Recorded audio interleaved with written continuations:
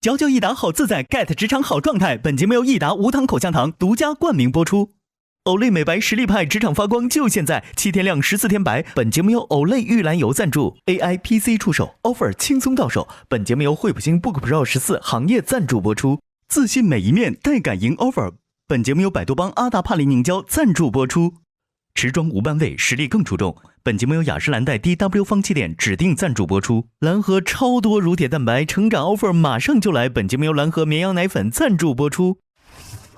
没想到课题7这么快来到了。今天这个课题是现场调查，是一起暴力绑架多人的刑事案件。本次课题你们是由8人分成2队，写下自己的名字吧。陈仲仪当队长了是吗？对，咱越战越勇。感觉洛星会选怡涵，哇，这组好强。Marco 肯定会跟着洛星选。对的。王文翰，到你了。Oh no！ 文翰，你不能这样，那是你哥们儿。志远他本科学刑侦的，上面那一队有仲宇有可儿。我的目标是不要让对方大胜。大胜的应该在我们这儿。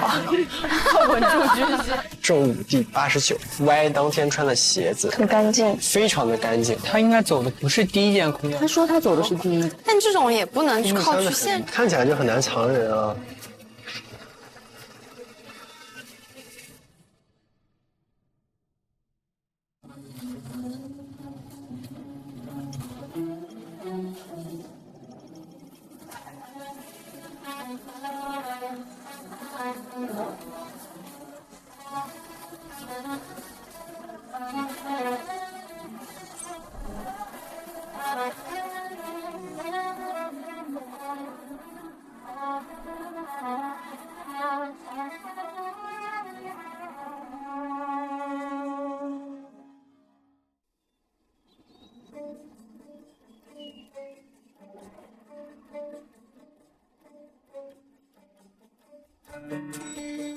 搜证思路。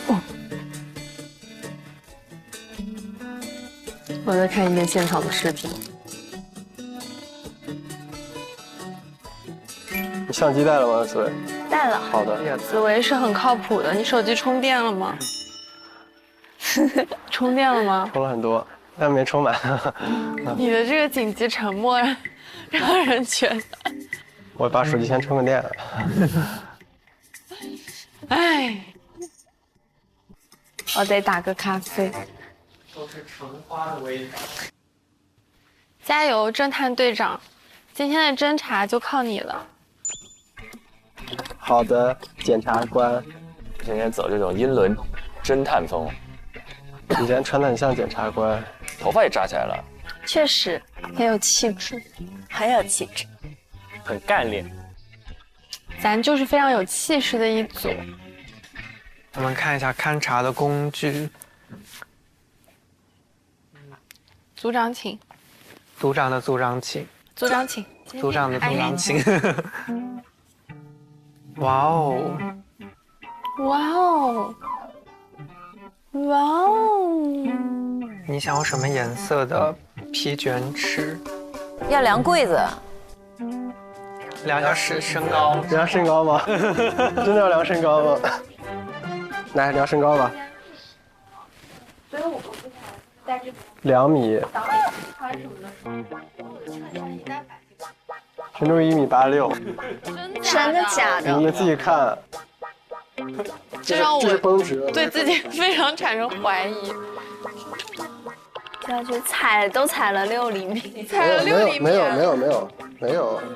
他有1.86米，这是什么卷尺？等会量东西准吗？魔法卷尺。陈可儿1.53米。1.7米。1.79米。嗯。天哪，这个是个什么卷尺？1.8米左右。1.8米女律师。是的。他们怎么还没走啊？你们决定了谁先谁后啊？直接石头剪刀布不是很快吗？啊，可以，那2个组长石头剪刀布吧。那赢的先吧。好。3、2、1，先。那我们先 ，OK。哇！陈仲瑜，哇！不愧是转运过的男人啊。OK。出发，走，少年侦探团。好搞笑哦，真的。哎，你们回去都印自己的名片，然后给我。对，回头我们换一下。我们为什么不能直接印陈仲仪3个字呢？就是搁在我们的胸口。那个好运就是2手的了。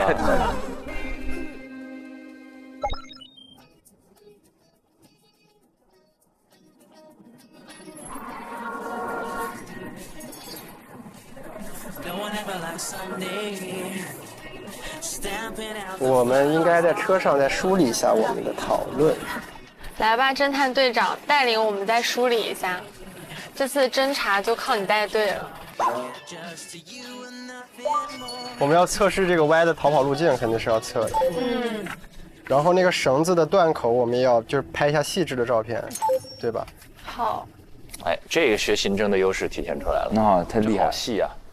我们还有哪些是能可视化的时候做的？就是有助于可视化。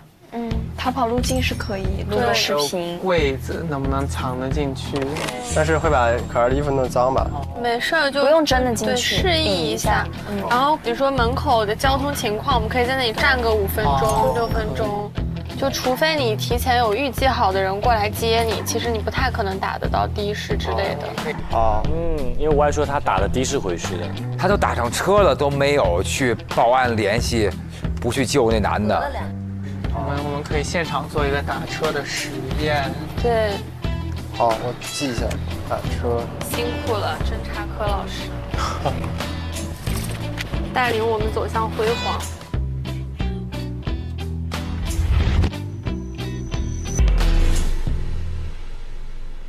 走吧，走。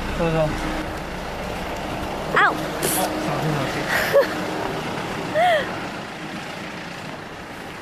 我们的探险要开始了，少年侦探团的朋友们。哇，这里好多他们留下来的垃圾。哇，这好多虫啊！走吧，周宇，就在对面。哦，从这儿进去的。对。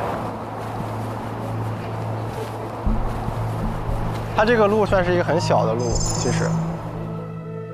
害怕吗？这个地方是不是有发生过凶案？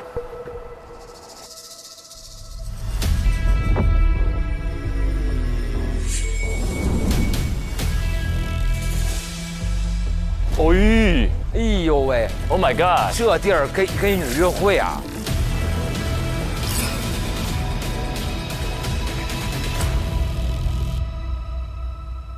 我们把手套戴上。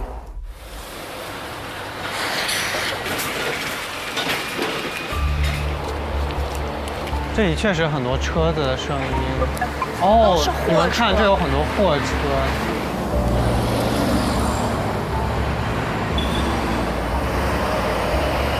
走吧，我们走吧，进去吧。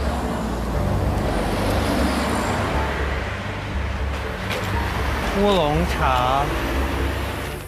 咱们是不是要一路录过去？我觉得是，大家的手机都可以录一下。对，要记录一下这个进去的过程。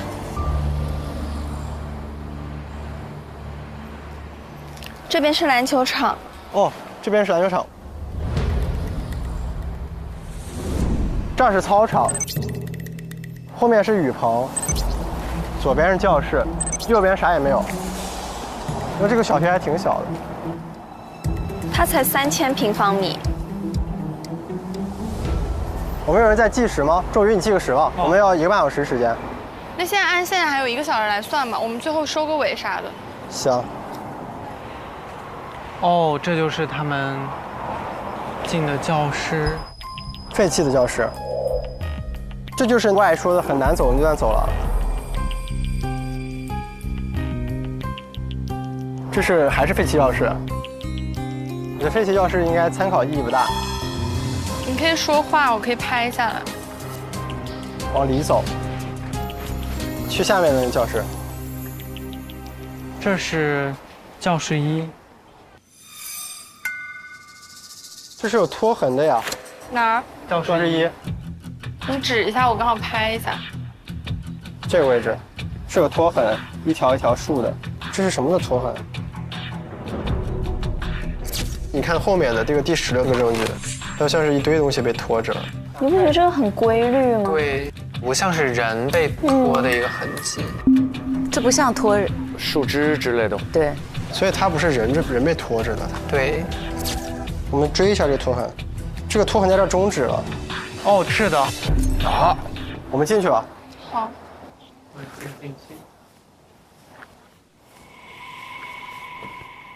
哇哦！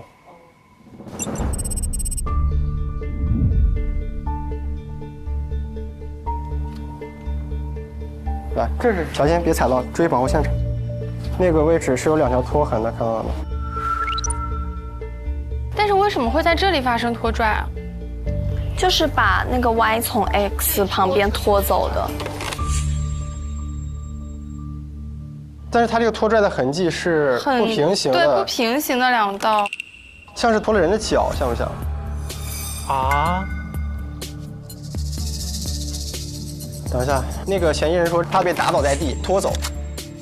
把推倒在地的时候，所以背上会有一些擦伤。背应该是拖拽他的时候，他可能并没有在地上被拖动，所以他其实没有被放在凳子上，对，他是直接这样子拖出去的，顺着一路拖过来，拖到了门口。那这符合他们说的，就是他们先看到电视机，然后余光再看到2歹徒。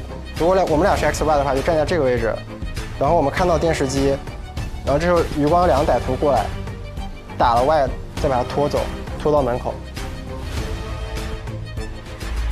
哦。我们尽量不要踩那边，对。志远感觉很在行，可以。这也是刑侦学，这是新的吗？感觉还挺新的。这个是什么东西啊？你们看，烟头。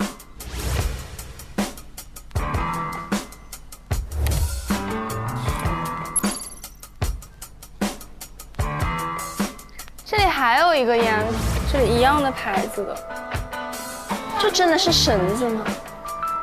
这不是那个捆绑绳子吧？看看，这是应该电线的那个胶皮。那个绳子好像警方带走了。按照实际情况，所有有用的证据都会被警方带走。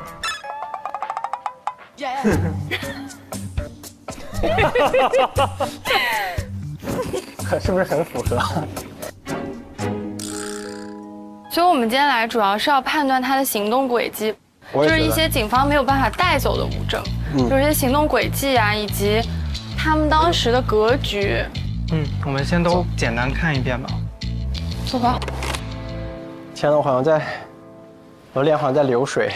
我也是，我整个脸又都湿透了。换下一个教室行。有一只虫子。别踩到证物了。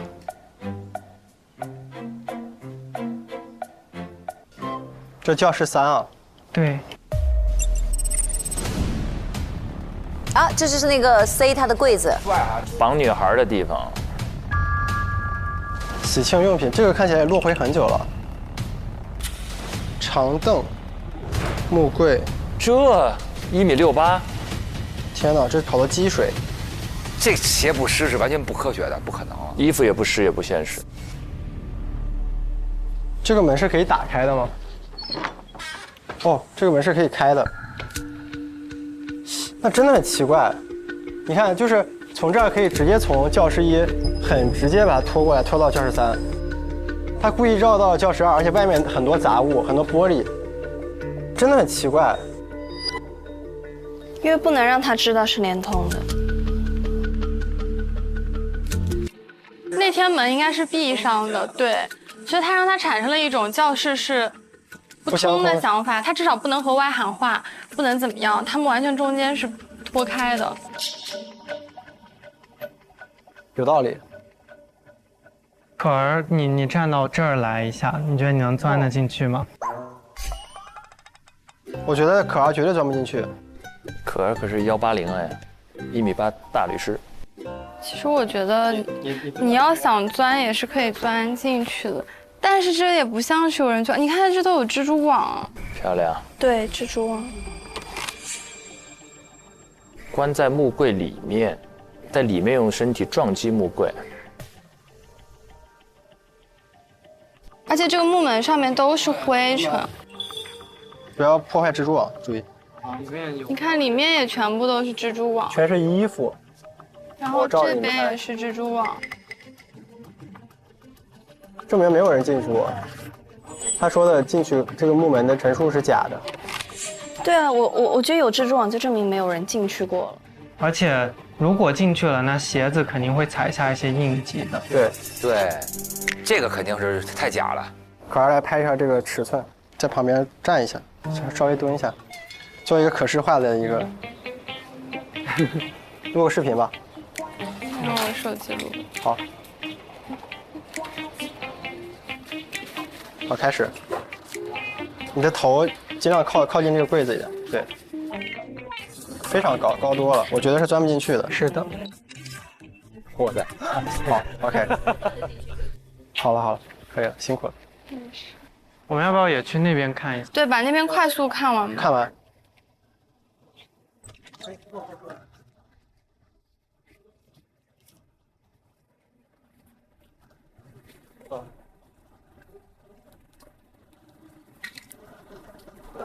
这儿是雨棚。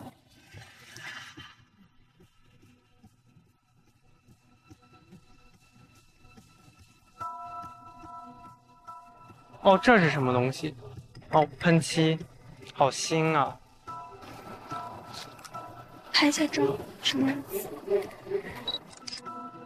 那个凳子是发现头套的位置，就是在这儿发现了头套。这红色易拉罐。所以他们就是在这里结束的嘛？结束了以后把头套给摘了，扔在这儿。他们会怎么走呢？直接穿过操场，然后开车走，对吧？周宇、紫薇，咱们就模拟一下今天发生的事情吧。要不那边也看一下。我记得还有个侧门，我们得找到那个侧门。这儿，侧门。哦，在这儿。所以他是从这个门跑的。你们拍点演示，我感觉这个门很难过。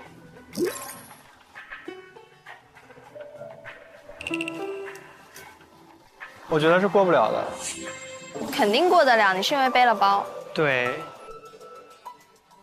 他说他跑出去以后就顺着下坡，出去以后就一直下坡，沿着下坡跑。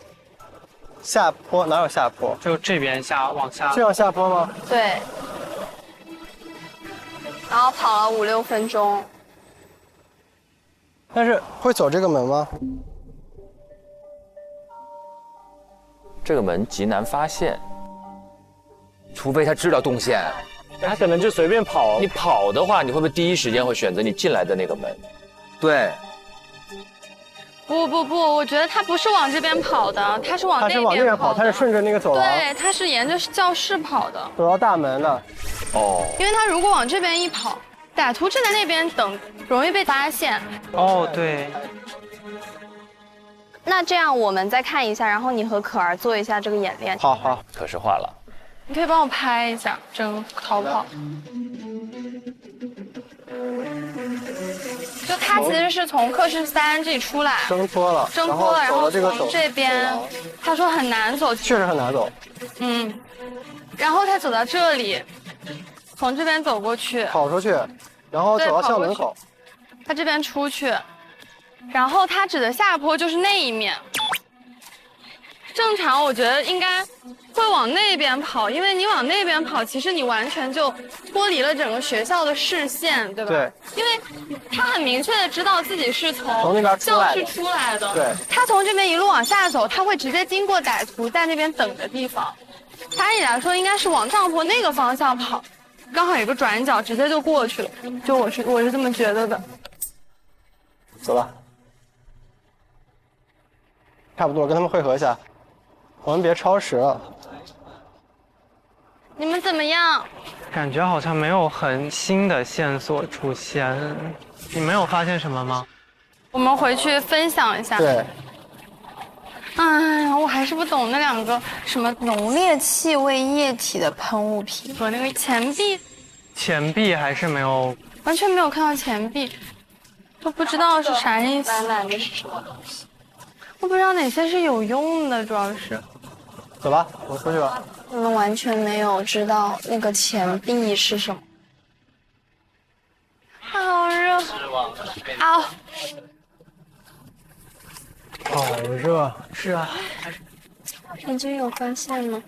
有，我们可以回去分享一下，我觉得还挺多的。回去推理一下。对。你是不是想吃泰国菜？可以吃点酸酸的。你来选。好，谢谢。你已经讲了好几次你的泰国菜了。今天我们吃顿好的，感觉今晚会很晚。是。主要是要做 PPT。哦，没事，我来设计这个 PPT。好，毕竟我是有过 marketing 相关的经验。赞。你看仲宇只是私底下讲话这样拖长音，他真正干正事儿的时候一点儿不那个。对。睡一下。下午还要想。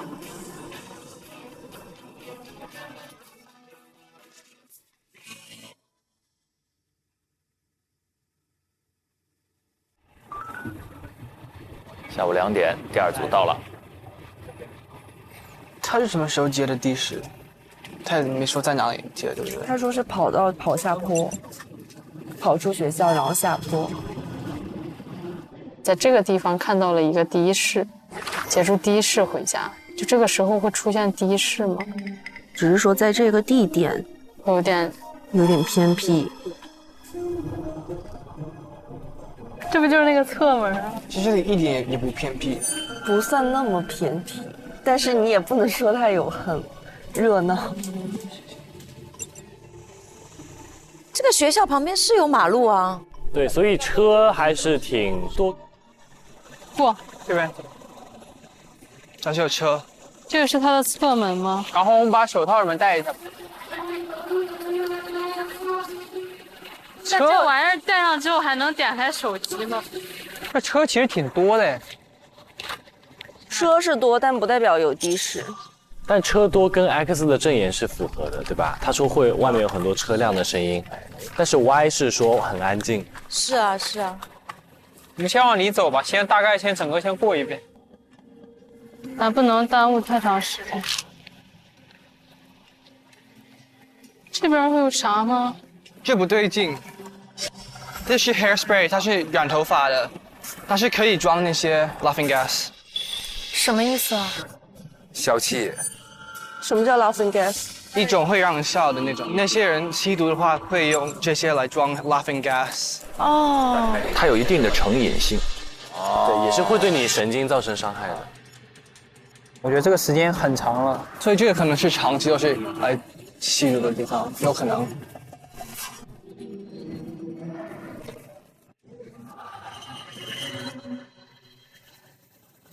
先往里面走吧，往里走吧。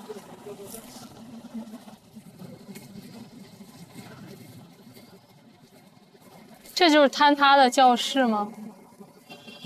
对，这应该是坍塌的那个。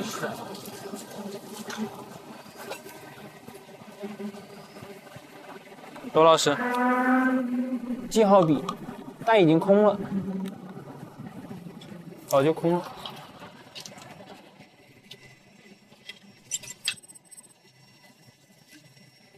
到1号教室了，这是1号教室。我建议先拍个总图，稍等。文翰就这种事情很积极。是的，但是文翰很有可能最后是做可视化的操盘手。是的，还是你对素材的分布要有个把握。这里一直都能听到车的声音。对，确实。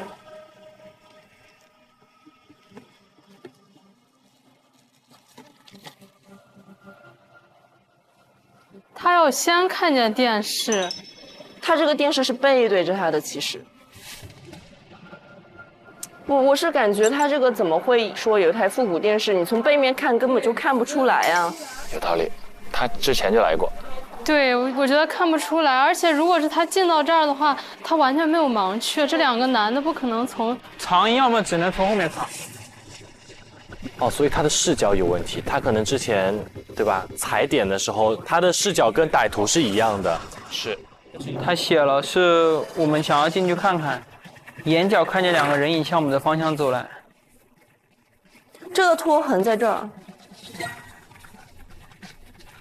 X 他听到有东西被拖走了，他猜想是 Y 被拖里。对。这个拖痕压根不是拖人的痕迹，一个这么窄的拖痕，它能拖的是什么？可能是鞋子吧。鞋子。从这儿从哪儿开始的？这边，从这儿开始。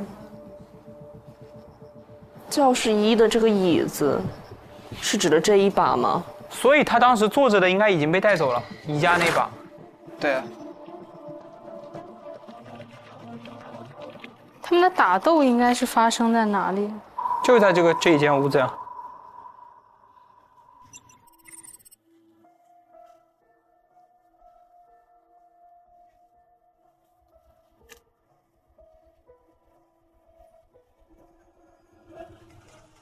真疼。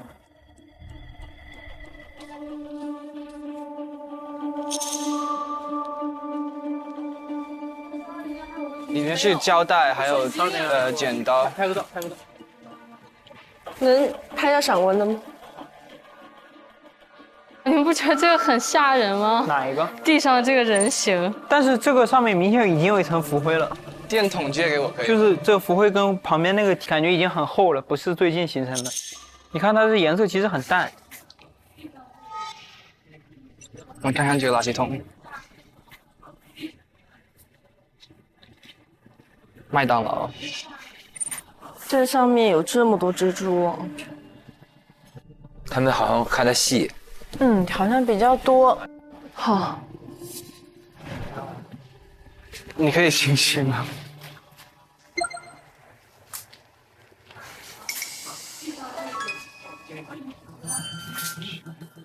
其实是可以的，但是他出来了以后，他很难，只是他的外套还有衣服没可能那么干净，对不对？对。这里面很脏。我会客观告诉你，这个我肯定是能够钻进去的。但你知道吗？这个柜子他说的有很多问题。对，比如说他说闷着眼睛知道别人要打他嘛。对，而且不管怎么说，这个木柜肯定是进去能听得见外面的声音。Y 他的口供来说，他是没有听到任何声音的。Y 是说他什么声音都没有听到，非常安静，导致他有点害怕。而且他这个门也不可能他撞门，然后撞不开这个门。这个门确实没有锁闭装置，就这破门，它只是合上。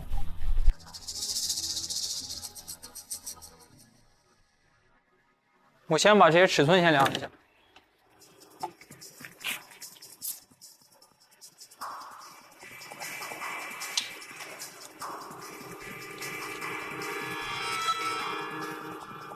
这是那个吗？这是那个吃的那个吗？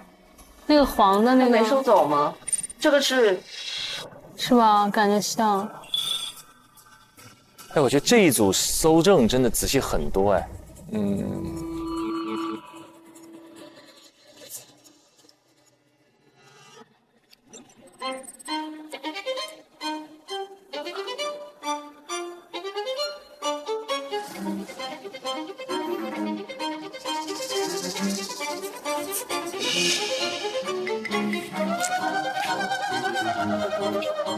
那个房间很多东西。哪个？隔壁那个有针管。有针管。那个房间。这个拍了是吧？拍了，但是没看到日期。这房间主要是这个针管，后面也有一个针管，不知道是不是针管。所以这个可能长期都是吸毒的地方。我感觉那个药品会不会可能是毒品？我也觉得。这样他们为什么要搞钱？为什么要在这个地方搞钱？就有可能能说得通了。是不是那个女生也吸毒？因为为了这个所以要骗钱嘛。因为那个男生的那个口供说，其实他之前在 APP 认识他之后，有约过他出来见过面，觉得他挺漂亮，有点凶凶的，然后还给了他1000多块钱，发现那女孩很快就用完了。那这是一个惯犯团伙了，认识一个男孩，然后约他到一个神秘的地方，然后借势一把，索要赎金，支付毒资。对。它这个窗户都是拉不下来的，所以窗户不存在密封可能性嘛？对，他如果从这儿走过去的话，他应该是肯定能看到屋里的人的。我觉得这个东西其实我们不能去正向证明我们的委托人没去过现场，应该反向去证明另外一个 theory， 就是那个 Y， 他在现场根本就没有遭受这些事儿。所以我们想证明的一个东西，应该是现场发生过的事情，就明摆着是这个 Y 自己策划的。高是65，再看一下长，长是94。这什么？这是不是吃的果壳？夏威夷果壳，你能捏一下试一下吗？你想我吃掉它？捏一下。啊。真的被你笑了。硬的。里面有什么？恶心的味道什么？我们看一下那个逃跑的路行不行？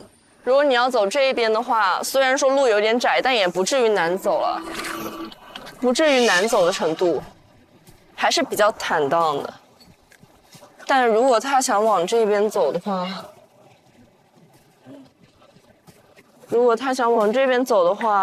这边就很空旷啊。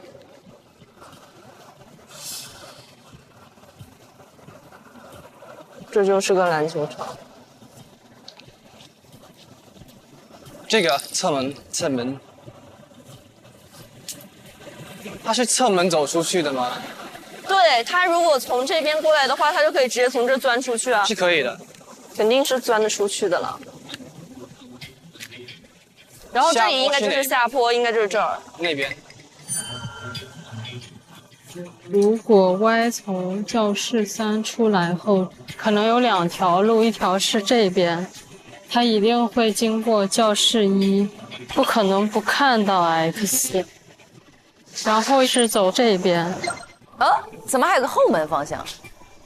他们找到另外一个门了。他们能看这么细啊？这也走不过去。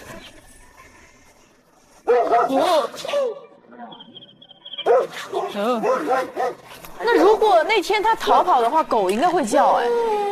所以应该不是那个方向。对。然后也有一个路是走侧门。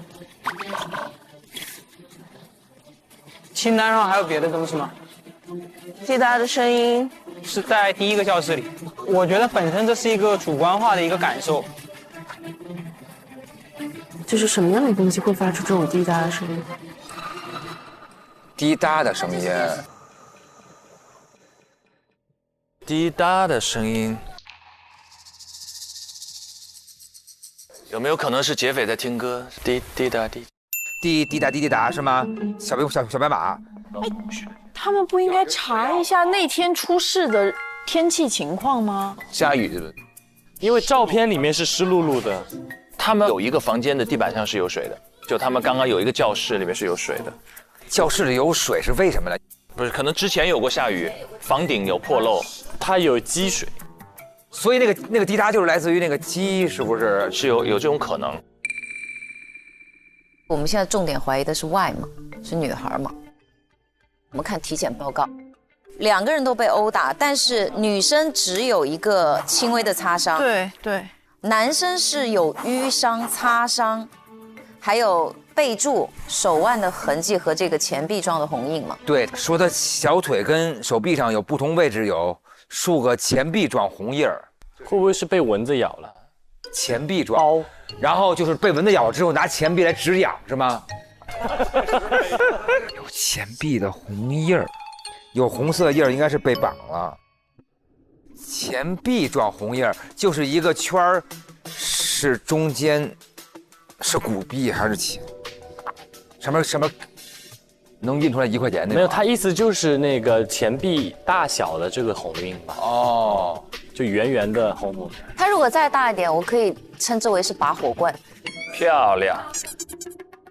拔小火罐。绑匪平时。哦，那他犯的罪是你把我灌醉是吧？你把我灌醉，拔罐醉，拔罐。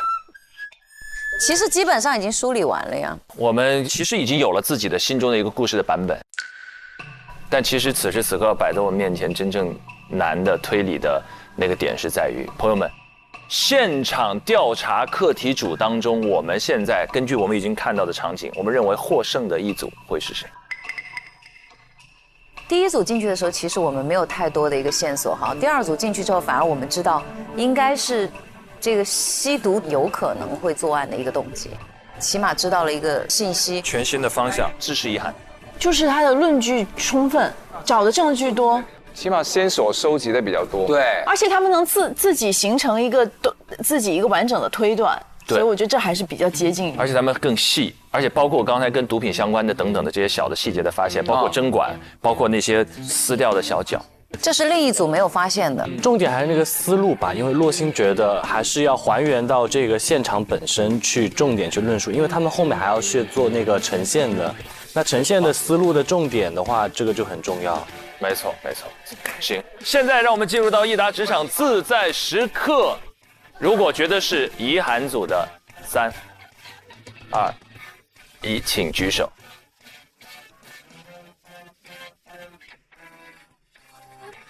好，全票。我们全票认为，在这一轮的 PK 当中，遗憾组占有先机。那现在呢？截止到目前为止，陈可儿已经赢得了一个 offer 的名额，当然他还不知道，但我们心中知道。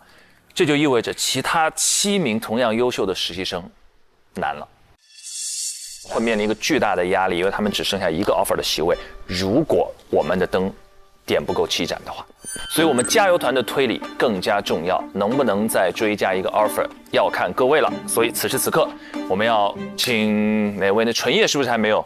纯叶还一直还没有盖章，对不对？我盖过，我就缺点灯。你干嘛？你今天穿的好看，你去吧。你应该多走2圈。那个特效老师把这个铲子劈成红的啊！来，辛苦纯叶，盖4位，盖4位。先遗憾，洛星，启乔，文翰。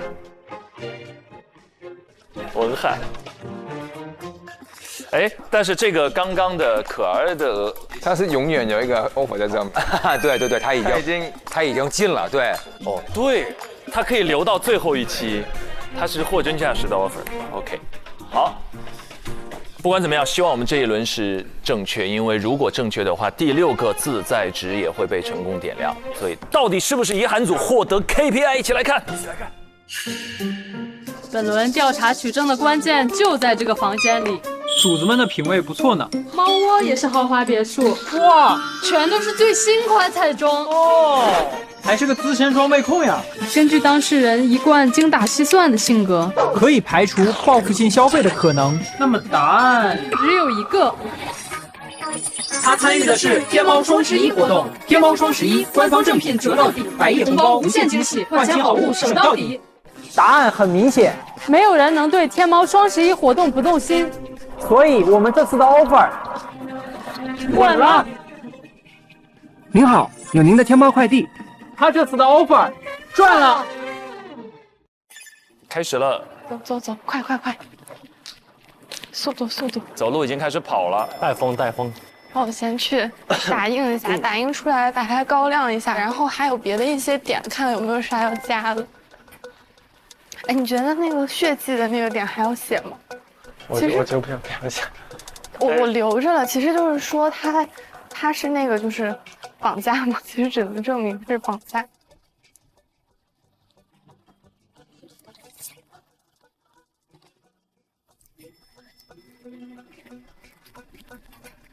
他们的 PPT。Hello， 天哪，我快要急死了。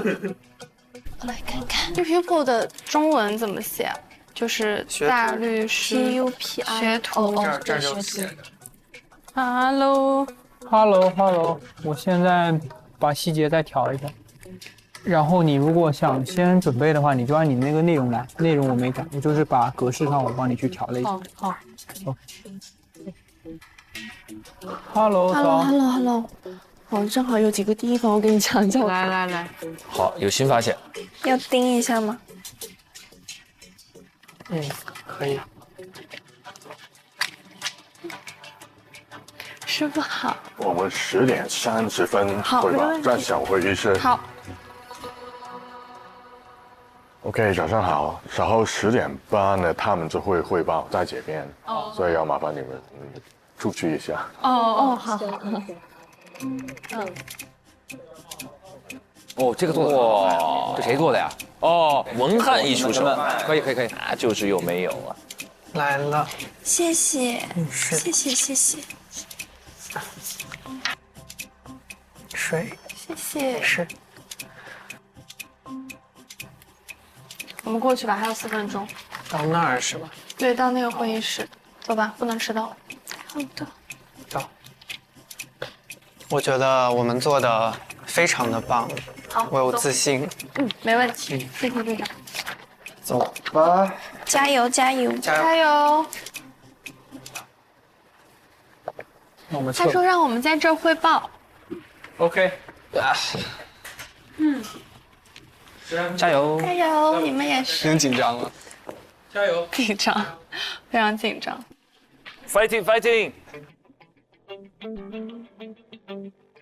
我们坐这边，就这边一排吧。对。行，那我。他们这儿的东西太多了。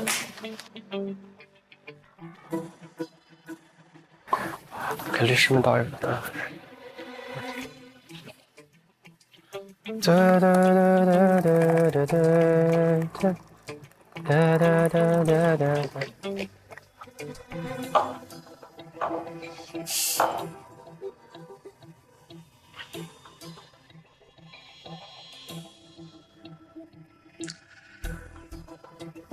我们一定要非常的有信心，做的已经非常的棒。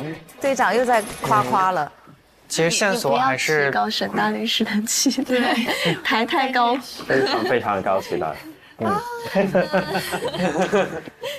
因为线索其实给我们的并不是特别等我们开始。一会儿剧透完了，全没有剧透，就是咱们这个状态一定要呈现的非常的有自信，我们说的都是最好的。对。我们的助手都放假了，连就要自己。哦，对，今天是周天了，对，可以关注。OK， 好 ，OK， 谢谢啊。好的，我们现在开始就是开始汇报了。那现在开始了。好，那紫薇先开始。没有时间，有一个一个测试。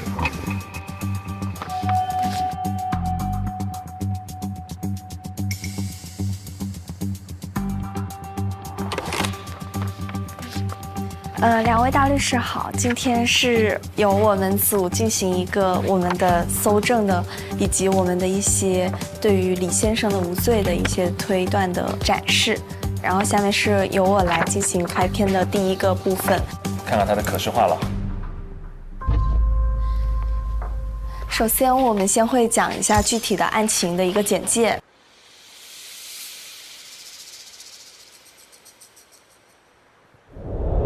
这是我们本案的关系人，主要分为被告、控方证人、犯罪嫌疑人和案件相关人。值得注意的是，这个案件相关人 Lily 和黎洛，他是一个朋友的关系。然后整个案件的一个比较核心需要记住的点就是，黎洛被牵扯进目前这个案件，是因为他提供了一个账户来收款。然后这个账户根据我们现在的聊天记录证据显示，是由 Lily 问他借的这个账户。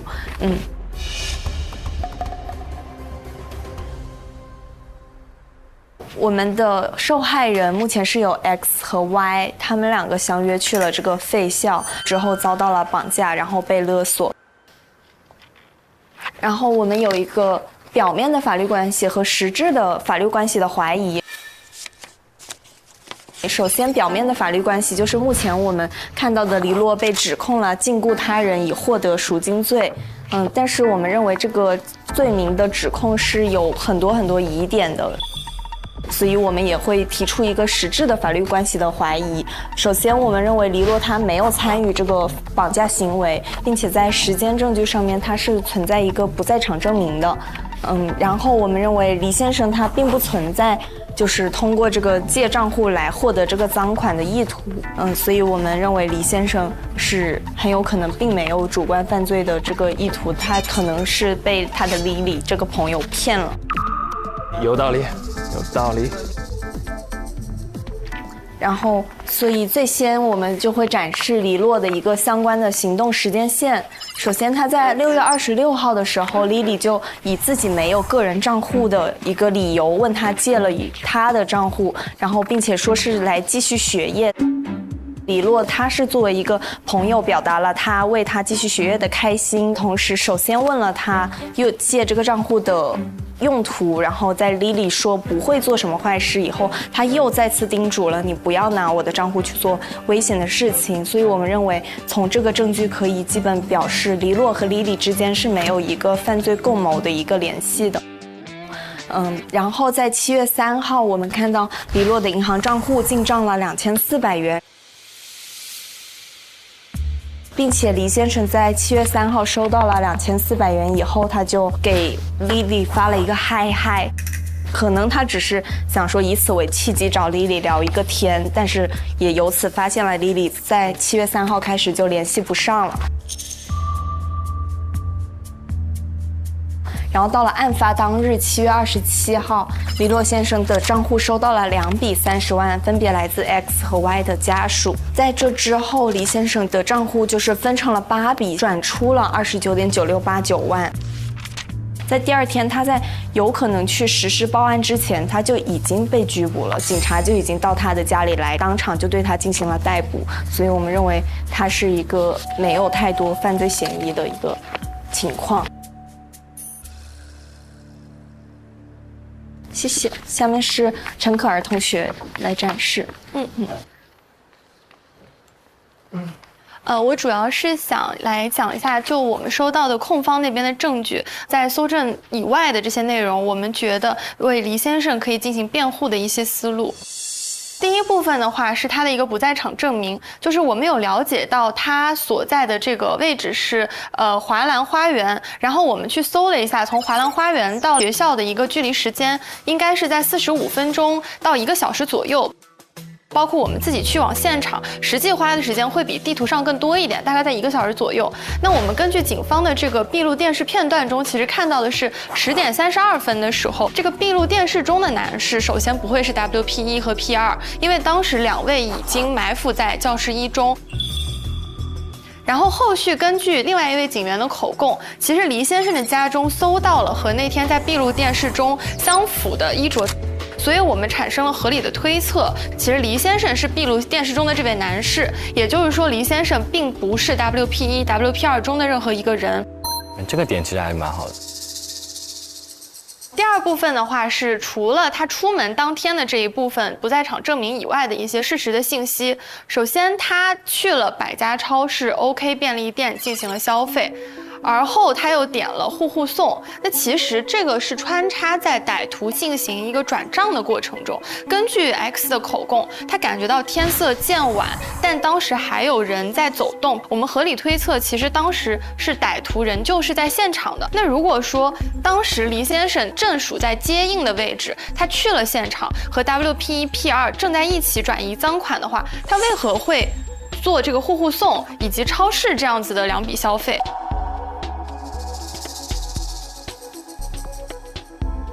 然后接下去的一个部分是关于他的犯罪意图。首先，他出借这个银行账户的时候，根据控方的证据，其实我们看到他跟 Lily 的聊天记录中是 Lily 主动找到的我们的委托人，并且他其实对于出借账户这件事一开始是觉得很犹豫的，是后续 Lily 的表现让他由于珍惜友情，所以犹豫再三后，还提出了你不要用这个账户去做一些危险的事情的前提下才出借了这个账户。所以我们认为这个和犯罪意图之间还是有很大的一个区分的。对，他有这样的对话记录。这个主要是我们根据他的这个控方的一些证据，想要提出的一些辩护思路。其实我们主要的方向，包括后续向志远同学的介绍方向，都是在于如何去提出一个替代的嫌疑人。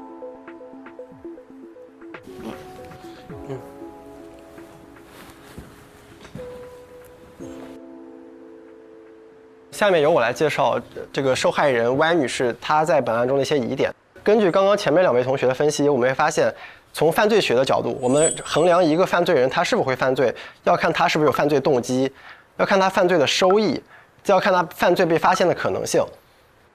就是3个维度来看，我们看，其实黎先生他的犯罪收益几乎是没有的，因为他的那个30万的账户是立刻被警方查封了的。其次，他犯罪被发现的可能性非常之大，因为他是直接接收赎金的账户，并且是用他本人的10名银行账户。这场绑架就更像是 Y 女士伙同2个匪徒演了一场戏，其中他的目的就是获得 X 先生的赎金，或者是 Y 女士从家中骗取赎金。我们做出这样的推测呢，其实是基于检方的一些证据和我们现场调查得出的推论，主要是分为4个部分。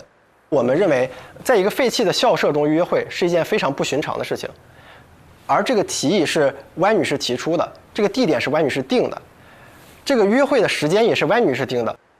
我们认为是有人通风报信，提前告知了绑匪这里有人会来约会。那么这个人是谁呢？由于地点、时间都是 Y 女士定的，那其实我们会认为 Y 女士在逻辑上是有可能成为绑匪的共谋的。其次，第2点是 Y 女士的伤情鉴定、物证和受害者口供的对比。在受害者陈述中 ，X 先生提到说 ，WP2 捉住 Y， 掌掴了他一巴掌。Y 女士也提到说，一个男人用很大的力气捉住我的手，掴我叫我收声。也就是说，2个人都提到说 Y 女士被扇了一巴掌，但是在 Y 女士伤情鉴定中体现说，脸部没有任何的伤痕。就没有提到。PW2 是一个绑匪，他没有必要对 Y 女士温柔，我们就会认为 PW2 会不会和 Y 女士之间是有共谋，导致他有留手，就不想真的伤害 Y 女士。其次，第2点就是，这边我要听一听你。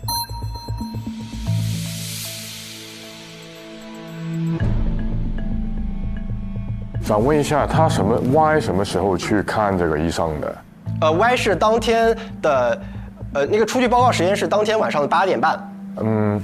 在赤柱医院。我想问一下，因为扇一巴掌，其实留下的伤痕也可以很快散。对呀。我明白。对呀。我也试过没有留手的打我一巴掌，10分钟就没有了。哦，你看人家演员最知道这个了。那这个就有问题了。这方面有什么说法呢？就是我们会认为，首先扇他一巴掌这个实施的人是一个匪徒，在想要控制住一个人的时候，想要让他冷静下来的时候，他是不会留手的。我们觉得至少应该脸上他会有一些，比如说肿起啊，或者说淤青、淤伤啊，这是应该会体现的。而且他的这个出具报告时间是在当天的8点半，那么我认为这个检测时间可能大致在发生当天的中午的11点、12点。其实没有过去太久的时间，我们认为它应该是有一定的痕迹的。这个我们还想补充一点，就是我们有去搜关于赤柱医院的这个挂号时间，当天是周6，所以它的挂号时间一般是在12点之前就结束了。我们是觉得它可能挂号时间就是在白天，只是这个报告最后出具的这个时间、打印的时间，并不代表它实际验伤的时间，所以这也进一步的就是可以回答您的问题。OK， 好，行，合理，然后其次第2个陈述部分就是说 ，X 先生在被蒙住双眼之后，他隐约听到像是 Y 声音的痛苦呻吟声，猜是 Y 被脱离了房间。然后 Y 也陈述到，他说我被拖到另外一个教室，他一度拖到我的背非常痛。可以向您展示，就是这是当时走廊的画面，这是我们当时在做一个模拟实验时候发现。这就是 Y 说的很难走的那段走廊。那个距离我们有在实地测量过，其实是不短的距离，大概有10米左右的距离。其实发现有非常多的杂物，然后还有瓷砖。其次，她这个女士外套是当天她穿的衣服，可以看到她除了上面有一些小的白色的粉尘之外，没有任何的磨损，也没有任何的脏污。拖背，刚刚那个走廊怎么可能只是轻微擦伤？对，如果她背真的非常痛的话，你怎么拖都会有伤口啊。在这样的一个地面上拖行这么长的一个距离，呈现出这样的一个状态，我们认为是不同寻常的。然后第3个陈述是 Y 女士讲说，她的手和脚都被人绑在椅脚上，但是呢，看到她的这个伤情鉴定来看，他只有手掌心的位置有轻微的擦伤，手腕和脚腕没有任何擦伤。同样对比本案的 X 先生，他的手腕处有很明显的擦伤，脚腕上有前臂状的伤痕，就都是被同样的匪徒绑，都采用了同样的打劫方式。那为什么一个受害者他的手腕、脚腕有擦伤，而另外一个只有手心的擦伤呢？所以说我们也怀疑他到底有没有被绑匪实际束缚住。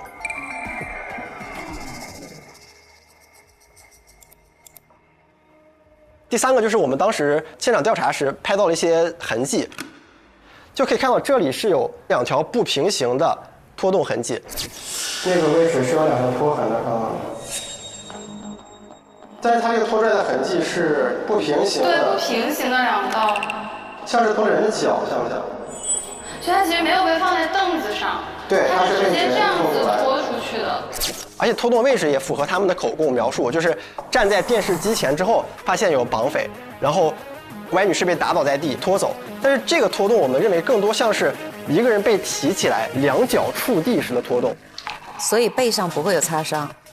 并且它拖动的方向是朝教室外，因为可以看到这里有一个泥水的淤积。刑侦学还是刑侦学啊？就更像是朝这个方向拖动的。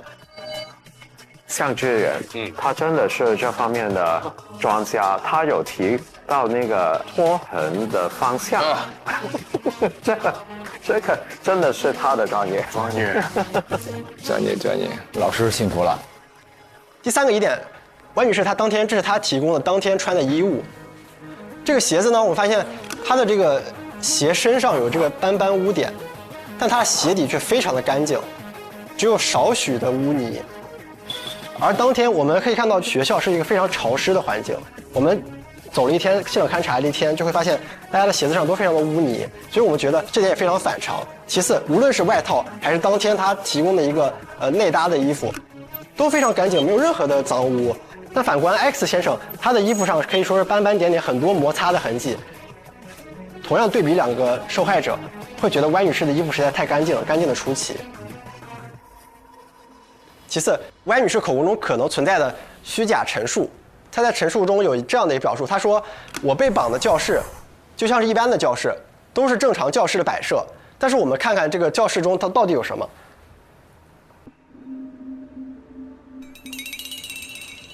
这是我们当时拍摄的课室3的一些图片。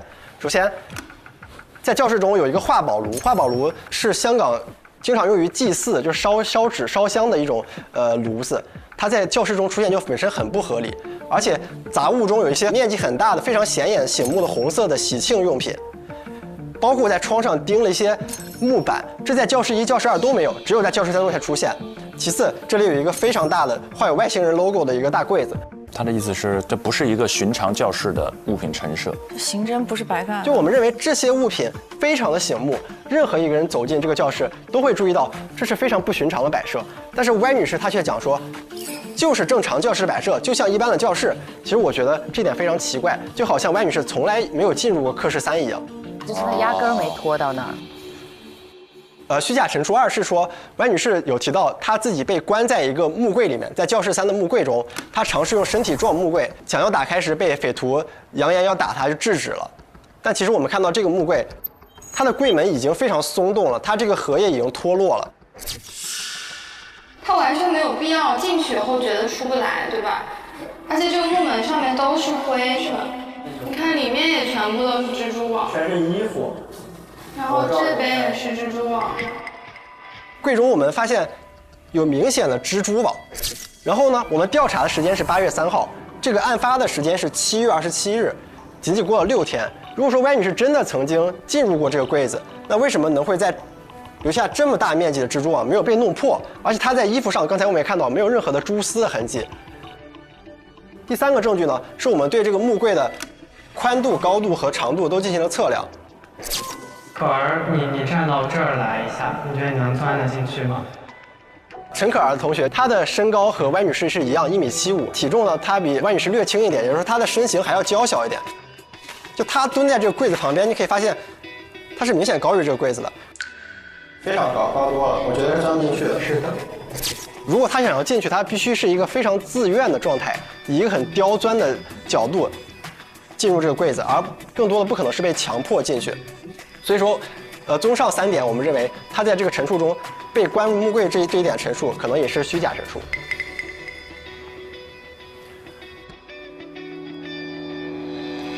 以上是基于物证的一些推测，然后呢，后面是这些疑点，我们更多的是基于逻辑的一些思考。首先，第一，白女士的逃跑路线，这是我们找到的一个这个小学的平面图。白女士她有讲到说，她是沿着教室跑出了校门外，之后一直沿着校门外的斜坡往下跑，是这个方向。这点非常不合逻辑的是在于什么呢？在于她如果这样往下跑的话，她会再次经过这个学校。而学校是有绑匪存在的，那任何一个受害人他想逃离犯罪现场，可能选择这个道路是更合理的。逃跑路线有问题，而不是说再次回到案发现场，再有可能被绑匪发现。对，但是右边呢，上坡的话呢，不是完全没有其他东西的吗？不是一个实况场来吗？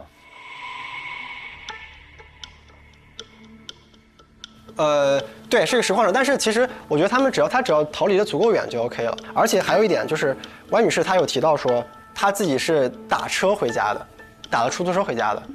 但其实我们当时从勘查开始到结束了1个半小时中，她那个路只有货车经过，甚至私家车都非常非常的少，没有任何一辆出租车经过。所以我们会觉得 Y女士到底她等车等了多久？他能够等到出租车吗？在这样一个偏远的位置，在一个废弃的学校附近。其次，绑架是一个求财的犯罪，是财产类犯罪。那他身上的现金会不会搜刮走？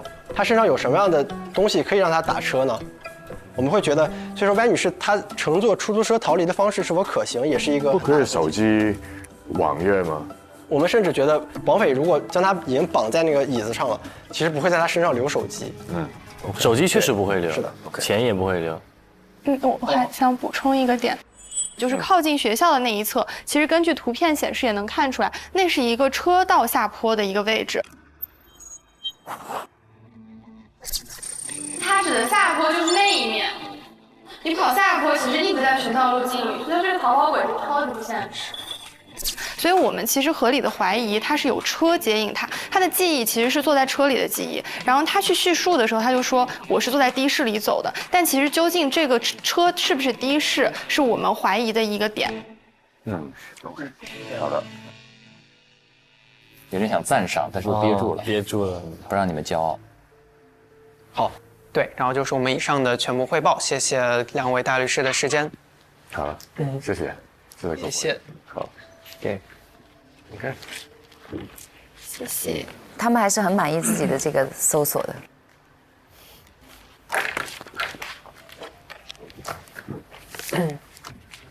谢谢2位大律师。 OK， 谢谢，辛苦了，辛苦，拜拜。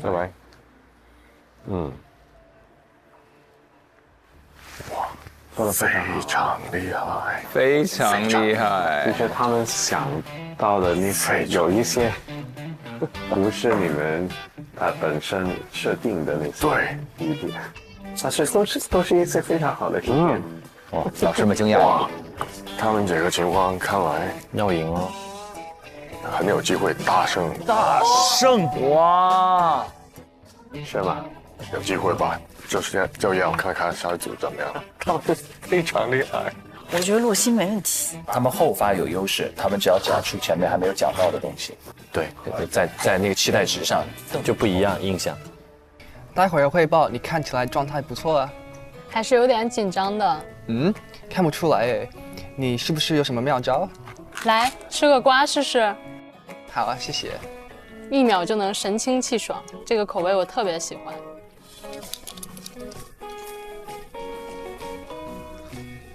怎么样？汇报前嚼一答，然后深呼吸，感觉是不是好多了？嚼你的一答，果然自在。是吧？待会儿加油哦。你也是。这一句我觉得需要改34，像第16个那个反驳能改成存在疑问的点。经常有大货车经过，且偶尔有犬吠。OK， 还有吧 ？OK。洛心，如果他们问问题的话，是不是哪一部分的那个部分人可以先答，但是如果别的人有想到或者补充，我们就随机应变就行。我觉得是的。没事，问题不大。哎，我觉得我们做的可以。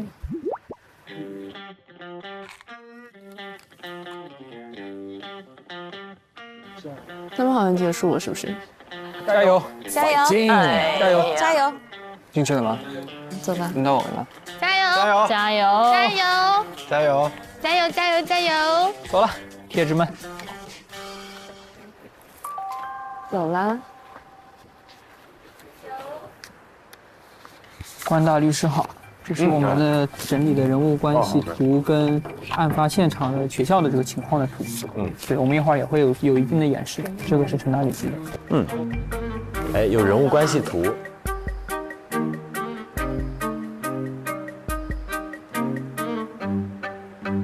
那我们可以开始吗？可以。哇，这 PPT 你看不一样吧？对，氛围感一下拉满了。首先，我们的这一部分，我们想驳斥的控方的一个证据的点，就是它的时间线的一个合理性。我们认为黎洛是具有一个不在场证明的。我们查了一下黎洛的家，然后距离这个学校的距离。它一般情况下不堵车也需要40到50分钟。那么根据 X 和 Y 的证言的一个交叉的印证，他们大概应该是在11点左右遇上这个绑匪的。那么这种情况下，如果闭路电视拍下的人就是黎洛的话，那他到达学校的时间应该是在11点25时左右，没有办法在他们之前赶到这个学校。非常的清晰结构。然后就是第二个驳斥的控方的点，就是我们认为被告是没有动机。我们从莉莉和她的聊天记录可以看到，她首先在26号的时候就已经失去了对自己账户的一个实际控制，她已经把账号密码给了莉莉，并且她一直在对莉莉担忧，说你不要用这个账户做一些 dangerous 违法的事情。一样，这些都是一样。目前打平哈。然后第三个我们想驳斥的就是现场物品的一个关联性，就是我们可以看到，确实在我们的被告房间里面搜出来了很多这些东西，那可能会认为牛肉刀呀，或者是这个麻绳呀，还有包括这个风衣什么的。但是它也同时也存在很多合理性，都是家里非常常见的东西，塑料胶带呀、吸管呀，所以我们认为这些关联性控方还需要进一步的去证明。然后当然我们也可以提出在黎洛先生家发现的物品存在一个栽赃嫁祸的可能，但是这一部分也需要进一步的证据才能去证明。为什么有这个推论呢？就是第一个。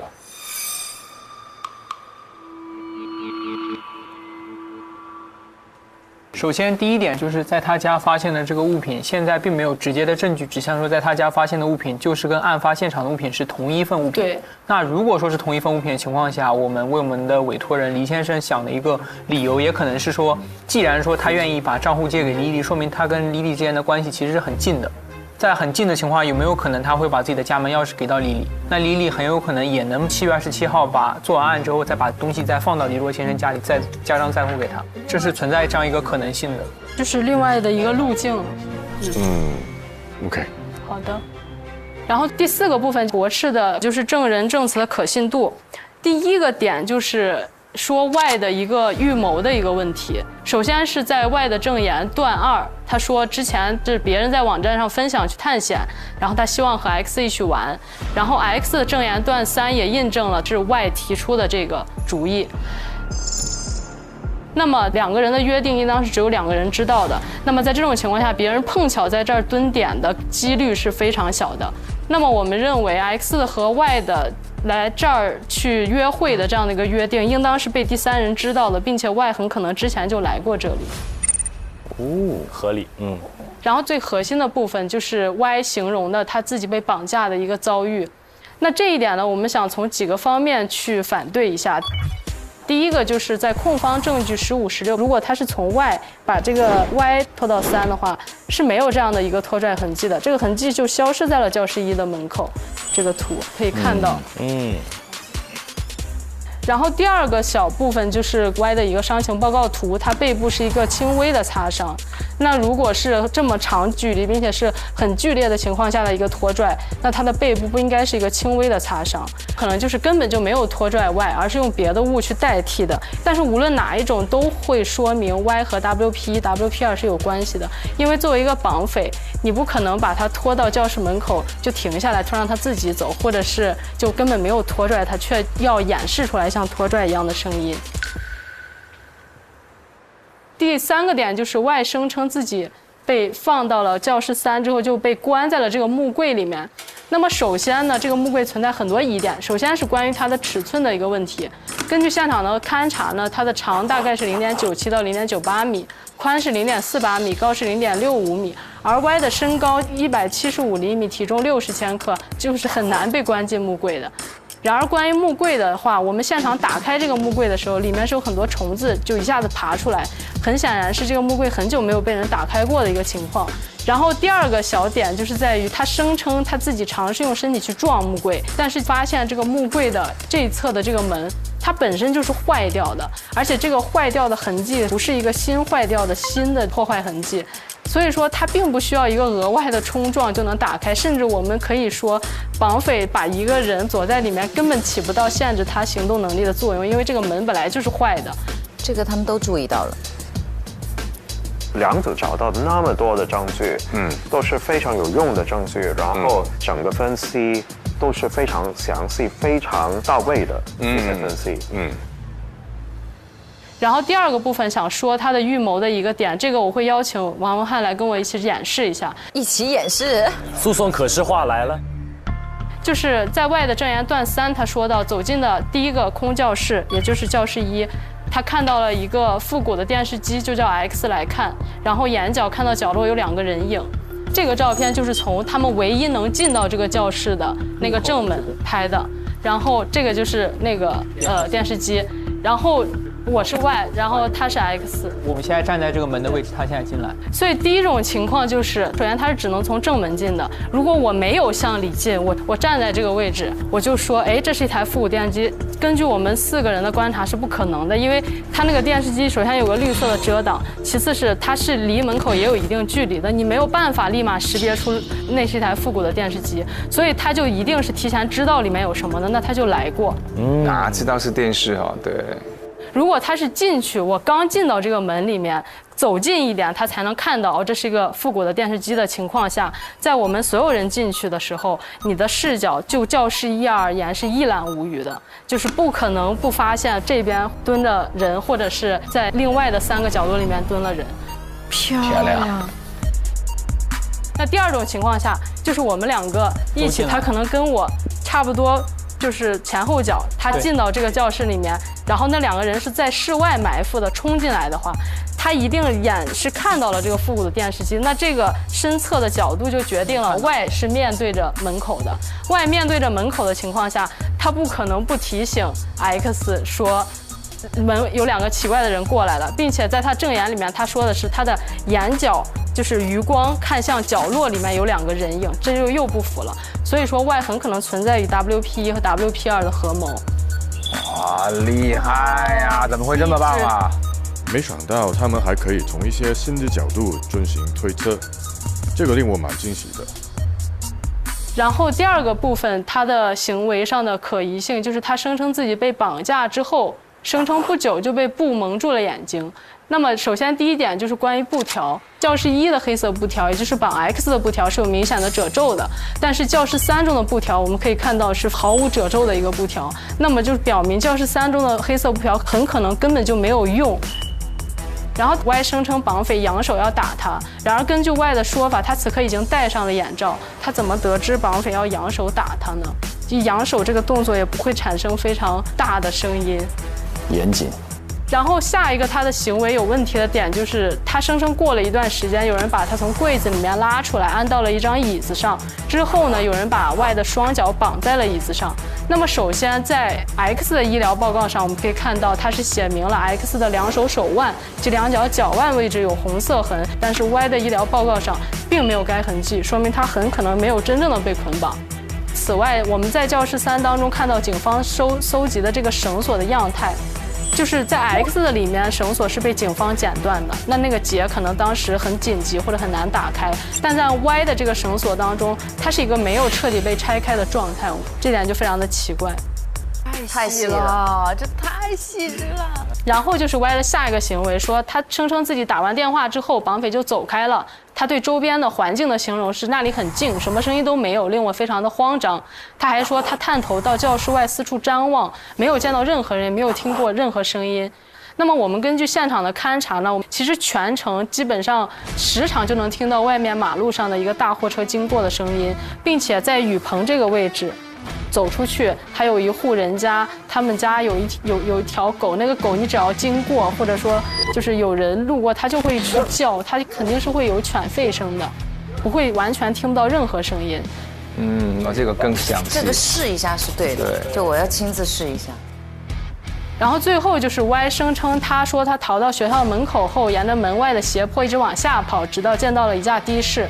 那么我们根据现场勘查了，最后我们再去实地跑了一下几个逃跑的路径。首先是学校外呢，基本上都是货车，我们是没有看到的士经过的，并且用手机软件去打那个的士也是没有接单的，就是很难遇到。很完整，这个棒。然后就是第二个，就是刚才展示了这么多控方的一个疑问，我们结合自己的证据，结合我们的一些推论，对案件来进行一个完整的，我们认为它可能是什么样的一个描述。首先就是我们对于这个案件整体的一个思路，就是我们觉得黎先生他其实就是被错误的指控参加了一起绑架案，因为我们根据这个对证据还有证人的分析，很有可能是 Lily 自导自演了这一场绑架案。就其实过程中，他的目的就是为了获取赎金。我们觉得说他的这个人物关系图其实是这样子的。你看他们还有人物关系图，就是 Lily， 他跟这个 Y 呢，他有可能是同一个人啊。那 Lily 他去向黎先生借了这个账号，然后去接收这个赎金，然后黎先生他其实就是把账号给了他们，并没有参与后面的所有的这些行动。然后这个 WP 和 WP2呢，我们认为他其实跟这个 Y 之间是一个同伴的关系，他们可能是事前已经商量好了。那这个 X， 我们的观点，这个 X 他其实是属于一个无辜的状态，因为他其实证词和现场的证据没有明显的冲突，所以我们倾向于认为 X 是被这个 Y 拉入水，然后进入了这场绑架案。太厉害了。然后我们来看第一个，就是这个在25号，其实他在这个账号里面，我们可以看到他这个 PayMe 里面有买一个麦当劳。他们发现了，我连这个都能发现。然后我们在现场的时候，在那个教室3的垃圾桶里发现了这个麦当劳的一个吃剩余的痕迹。所以我们的推论是，可能他们当时就已经提前去踩点了，去这个废弃学校去看了，然后在当时呢买了这个麦当劳，然后吃完之后丢到了这个教室3的垃圾桶里面。然后就是关于这个蚊虫，因为 X 可以看到它的这个里面写了，手臂和小腿不同位置上有数个钱币状的红印。然后我们去现场当时就是，如果没有涂那个蚊虫，就发现就是钱币状的红印。What？ 啊，原来是蚊虫叮咬哦，所以刺激性的那个液体是驱蚊的哦。我们根据这个来推断，它的这个钱币状的红印可能就是蚊虫的叮咬。那它为什么会就是出现这个蚊虫的叮咬？因为它被绑在那里，它不能动。那可能它也不可能看到这个蚊子咬它，或者是驱蚊之类的，所以就出现了很多这种红印。谁是受害人来的？我。OK。好几个，我手上有一个特别大的，都有。所有人都是 OK。这个蚊子是有多毒啊？钱币大的。然后这个 Y 身上，它的这一片都是空的，就是 Y 的检测报告是没有这一块的，所以他身上没有这种任何的红印。这只能说明有2种情况，一个就是 Y 在现场的时间非常短，然后第二个就是他可能没有被绑。那没有被绑的话，他有可能自行去涂了这个驱蚊液，因为我们在现场发现了有非常多的那个驱蚊液的一个残余的东西。有找到啥吗？这儿看不太清楚那个瓶底上的字，好像是蚊子那个。哦，找到了驱蚊液，这个也是纱窗。哦，这帮人简直太厉害了，侦探，这是侦探，全被他们猜对了。然后他在这个就是几个小时之后 ，X 的描述是天色变暗了。滴答声来了，滴答声来了，看看是什么。在天色变暗的时候，听到了脚步声，然后我们是想试图复原一下这个脚步声大概是在什么时候听到的。然后因为他提到了说他听到了一些反复的滴答声音，然后我们就去查了一下当天的这个天气的情况，发现在这个傍晚的6点和7点的时候有一个降雨。厉害啦，下雨。然后我们在现场的观察又发现这个教室它这一片都是漏水的。这水是哪里来的呢？感觉像是潮湿的。哎，我有一种猜想，罗老师，我感觉是不是当时有雨，所以从上面往下滴在这个水塘上，不就是滴滴答答的声音吗？哦，你看，就这一片，所以地上有水是吗？对，地上有水。那很有可能就是当时在这个6点到7点的时候有这个降雨，所以就导致他听到这个漏雨的声音，在这里有一个滴答的声音。漏雨就是。所以我们推测可能是大约7点钟的时候，他听到了这个脚步声路过。完美。你们刚才查这个降雨是怎么样查出来的？政府天文台提供的一个。对，就是屯门那个天文台。OK， 好的。哦，这个就这一个就行了。其实天文台这个是 impressive。嗯，对，不好找啊，这个 point。我是希望他们找到。我们试试的时间，他们就是做到了，非常好。是设置的挖出来的。那可能7点钟的时候就已经有人走掉了，但是我们无法确定说这个走掉的人是不是 Y， 还是说其他的绑匪。那我们的推断是觉得说 Y 他可能不是7点才走，他其实有可能更早就离开了。为什么呢？因为他在他的口供里面说这个走廊非常的难走，但是我们其实实际上走了一下，它就是一个非常笔直的路，没有那么难走的。如果他真的要走这条的话，他必然会经过教室1，然后可以看到这个窗户它都是这种开着的，就他肯定会引起这个 X 的一个注意，所以我们认为他其实不会去选择走这个走廊。那他会不会走那个雨棚呢？如果你从雨棚出去的话，那个雨棚外面就是一户人家，他们养了条狗，所以你只要经过那里，就必然会引起那个狗的叫声之类的。所以他如果走雨棚的话，也是会引起这个犬吠。那我们觉得他最有可能的路径就是走的篮球场，就是他通过这个出了教室3之后，直接通过篮球场一个非常大的空地，然后直接就出去了。因为这样子的话，他不会留下任何的痕迹，也不会让 X 听到他的脚步声。那么在这种情况下面，我们说 X 在7点听到的这个脚步声就不一定是 Y 的，有可能是剩下2个绑匪的。那 Y 可能在这之前就已经离开了这个现场。就我们觉得 Y 他完全就是自导自演了这次绑架的事件。再就是关于这个，我们认为他为什么会在这个地方要花这么多钱，这个确实就是我们的一个推测。但是我们觉得，如果这个推测能够成立的话，那就会更加有利于我们帮李先生洗清这个嫌疑。一个是当时我们在里面走进去有一个非常大的针管，这是一个非常大的关于一个针管的一个图片。真的来了，动机的分析。教室3旁边的那个小房间里面有2个针管的那个遗留。除了这些之外，我们还发现现场有很多的喷雾，就是可能会被用来吸毒，就是吸那种笑气之类的那种。所以我们其实是认为它有可能这个场景就是一个吸毒的场景。这个真的细。那么他们可能是把这个作为一个据点，在里面非法的吸毒活动。再一个是X 对于 Y 的描述是说他花钱很快。然后包括那个 WhatsApp 的聊天记录，黎先生对他的形容是 She have changed a lot since she met her boyfriend。那么她很有可能确实就是在认识了她的男朋友之后，就开始了一个这样的吸毒的一个活动，然后进行了一些这种非法的行为，所以也导致她花钱很快。然后再一个就是，如果黎先生他是自己去实行这个绑架案的话，我为什么要使用一张我已经把所有的信息都告诉了别人的这样的一张银行卡作为收款卡呢？除非他就是共谋，除非他跟 Y 是共谋，但是这里又说不通一点，就是如果他跟 Y 是共谋 ，Y 为什么要全程去嫁祸这个黎先生呢？他们为什么不能够提前商量好？比如说黎先生走出这个房门，不要穿黑色的长衣、黑色的长裤，引起这么大的怀疑。他们完全可以事先商量好，说黎先生穿一个完全不一样的衣服，那他就可以走出去，就不会被警方去怀疑，甚至去制造一个不在场的证明。所以他跟他是共谋，这点根本就说不通的。哇，这个线索更多呢。嗯，它更全面。他们的完成度真的很高。好 ，OK。嗯，好的，谢谢。好，谢谢2位大律师。谢谢。辛苦了。没事，完成性挺好的 ，nice。我觉得等他们走出去之后，关律会跳起来鼓掌。Hello， 你们回来了。我们在研究一会儿吃什么？吃什么？快！我们在研究。我其实想研究一下中午有没有可能睡觉。哦，我也好想睡觉。我看看你们的 PPT。我先打印。哇，这个设计，原以为我们的 PPT 已经上属精工雕琢，笑死。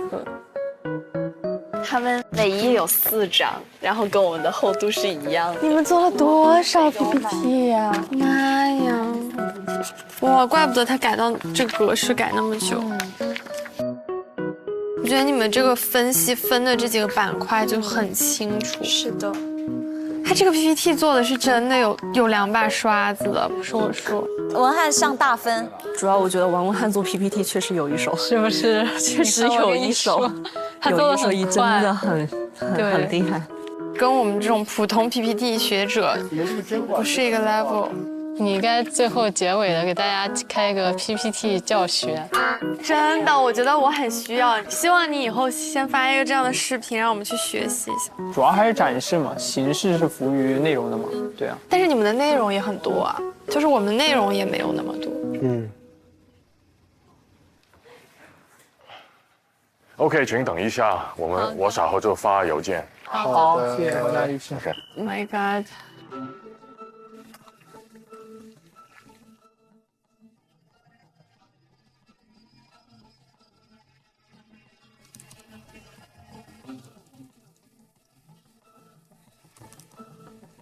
我感觉这个里面，只要大家比如说主线都认为 Y 有问题，其实都不对，都会有 KPI。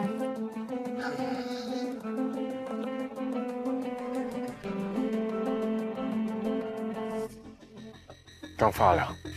啊，没收到，垃圾邮箱也没有。我也没收到。我收到了。来了，大胜吗？我觉得洛星没问题。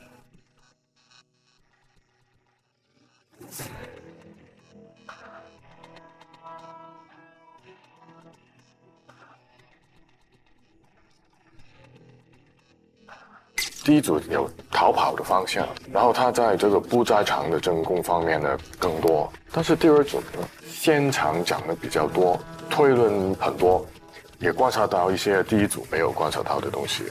如果只看 presentation 的话，我觉得第一组是比较好的。对，但是内容的话，我个人认为可能第二组比较好，因为第二组整个分析是详细的。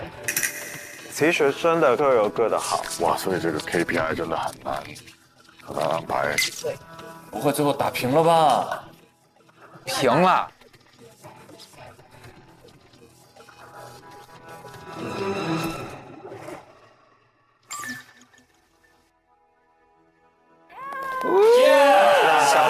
小郑吧，小郑。恭喜！我觉得你们真的做得很好。恭喜！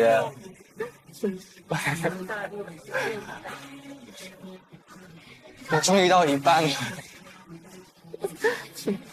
我也还差5个。差5个。跟卢老师合作愉快。愉快。在表达方面呢，第一组就明显比较好的，我觉得。但是呢，始终我们这个课题是现场调查，对，然后是推论，始终是现场调查，然后你做的分是为主的。这个表达 presentation 呢，只是占20%。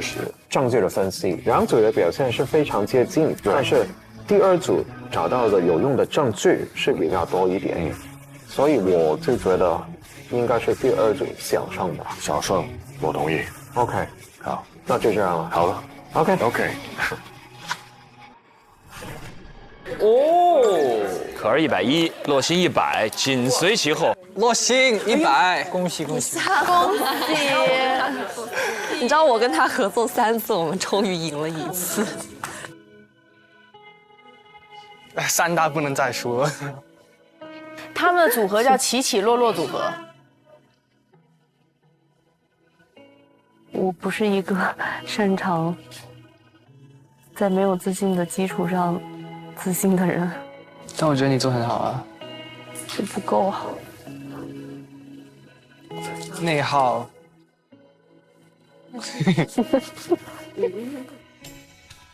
没事，下一个课题，再赢一次，洛星可以的。可以。快打100%。我们要拒绝 emo。好。必须赢。我们先交上去再说。好厉害！我觉得我们3大不可能输了吧？你能不能不要每次一开始就说这些话？为什么在说不能输了哦？那你也别说。我觉得没可能，我一定会。你以后从今天开始不许提输和赢当中的任何一个字。大赢。不许提。中文好难啊！那中国人去英国也会说英文好难。但是我是中国人呀。但是你主要在英国长大呀。哇，他们真的，这个姐弟组合，他们老搭档了嘛？对。Marco， 你要跟洛星学习一下他的沉稳，洛星也要学习一下 Marco 的这种开朗，所以你们互相学习，互相进步，一定没问题的。针管，后面也有一个针管。上面写的什么 ？Expiring date。如果你要走这一边的话，虽然说路有点窄，但也不至于难走了。洛星100，可能要一直搭了。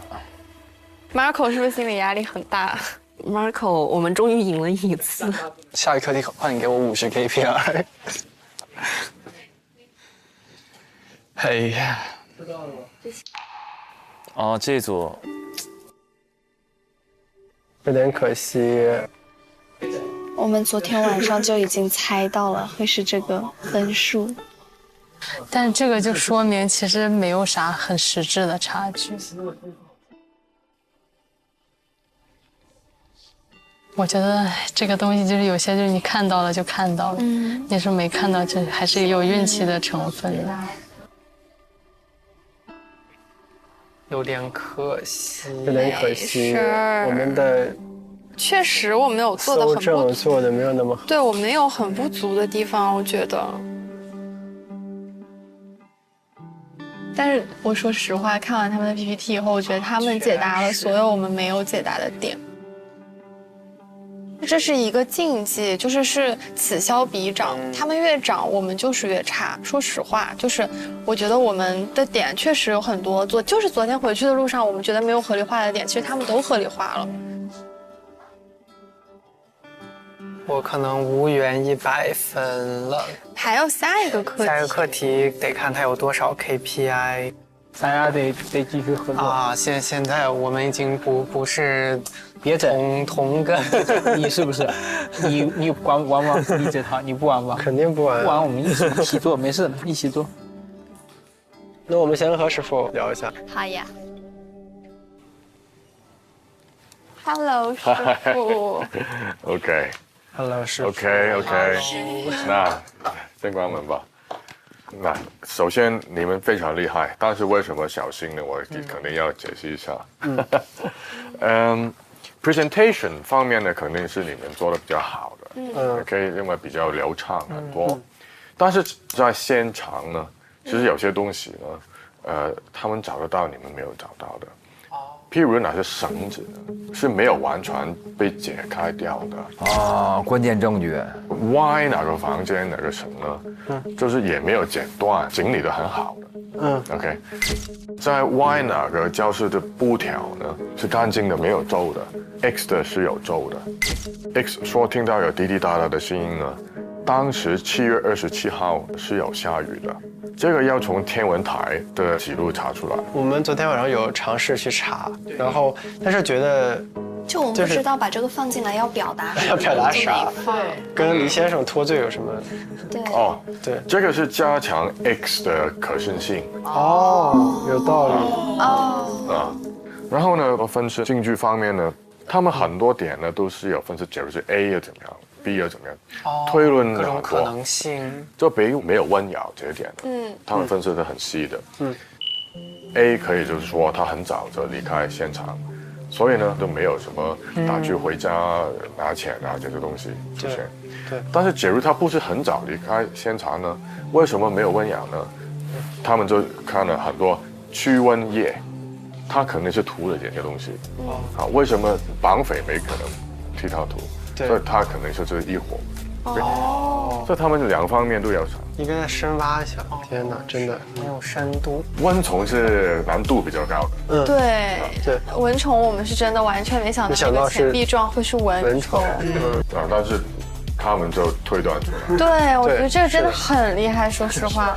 我们这个课题是现场调查，然后是推论，这两个是最重要的。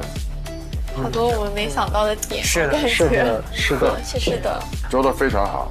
虽然你们是小胜，但是你们我们小败，小败，你们就知道为什么吧？对，我觉得完全理解。我们现在都是很开心，学到了很多新的想法。OK， 你们就准备最后一个课题了。好的，好好准备。好，谢谢师傅。好，客气，拜拜。OK， 拜拜。谢谢。沈大律师替我们把上次团建的照片打出来了。哇！对，然后你们女生的照片，怕你们不想贴，就先放，你们可以自己贴。什么？男生的为什么没有人征求一下意见？直接上了，兄弟！哇，拍的真好。这张闭眼了，还可以。哎，这张还给你们拍的很有氛围感，我觉得都很帅。哇哦！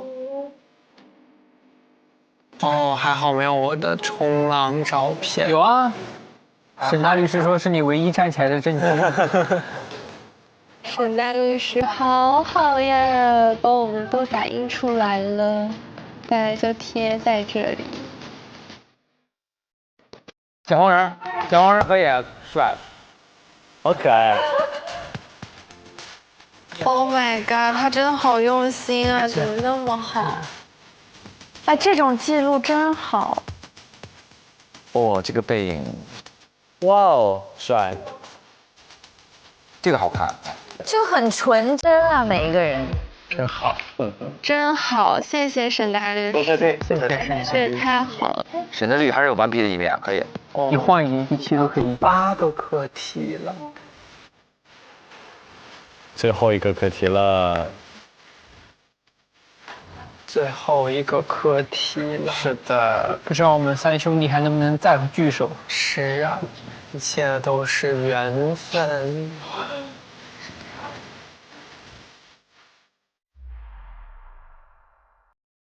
文翰现在 KPI 多少？你大声的告诉我们。文翰的 KPI 是70 KPI， 掌声！不愧是我们文翰，全业一直最看好的男子，超逆风翻盘的。他从零很久零了4、5期都还。他第5次才突破的。文翰太快了，后面到了文翰的舒适区了，而且他的 PPT 王子的这个称号已经立住了。对。然后洛星是不是感觉也有很大的变化？有，洛星感觉也松弛开来，中间一度他有点紧绷，但是跟 Marco 在一起3-8的时候，反败为胜。启乔是洛星的小王子。因为他们俩合作就是想争口气嘛，然后一定要赢一次啊！女王和王子的那个范儿，对，这种感觉。但是我们还是不得不说，他们连续3次在课题当中都是搭档，而且那种搭档那种选择是毫无理由的支持，就无来由的选。启乔完全是无理由的支持他姐姐，是不是？无理由支持他姐姐，真的，就你在哪一队，我在哪一队，你只要在我肯定在你身边，然后来支持你。就各位身边有没有那种无理由支持和认可自己的人？那肯定多了。所有的无理由都是有理由的呀。这么理性。就像我入行跟我经纪人，我们在一起有20年左右的时光了。我刚入行做艺人，他刚毕业，然后就带我。其实我们2个是不知道这个行业应该怎么样做，去互相支撑着走的。他讲过一个细节是我完全忘了的，是有一次我们录节目很晚，然后他那个时候还只是实习的阶段，我就给了他100块钱打车。